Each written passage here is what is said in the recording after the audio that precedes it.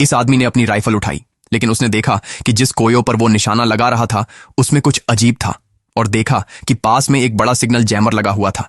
उसका मन घबरा गया। उसने जल्दी से आसपास देखा और पाया कि पूरे फार्म के चारों तरफ वैसे ही जैमर्स लगे हुए हैं। इसी वक्त 4 गाड़ियां उनकी तरफ बढ़ने लगीं। वो समझ गया कि कुछ बहुत गलत है। आदमी ने हवा में एक वार्निंग शॉट चला दिया। तब तक गाड़ियां गेट तक पहुंच चुकी थीं। अंदर उसकी बेटी ने गोली की आवाज सुनी और नीचे दौड़कर मां से पूछा कि क्या हो रहा है। मां ने उसे तसल्ली दी कि पापा सिर्फ कोएट को भगा रहे हैं, लेकिन बाहर आर्म्ड अटैकर्स अपने वेपन्स रेडी कर रहे थे। फिर उन्होंने फायरिंग शुरू कर दी। आदमी ने तुरंत बिल्कुल सही निशाने के साथ वापस गोली चला दी। गोली की आवाज से मां और बेटी को भी समझ आ गया कि कुछ बहुत बुरा हो रहा है। उन्होंने पुलिस को फोन करने की कोशिश की, लेकिन सिग्नल जैमर्स की वजह से कोई नेटवर्क नहीं था। आदमी घर के अंदर भागा, अपनी बीवी और बेटी को ऊपर जाकर अपनी गन्स लेने को कहा और खुद अपना वेपन रीलोड करने लगा।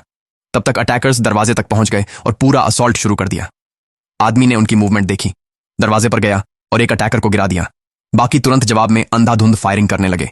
जब गोली चलना कुछ पल के लिए रुकी तो एनिमी लीडर ने अपने आदमियों को पूरे घर को घेरने का ऑर्डर दिया।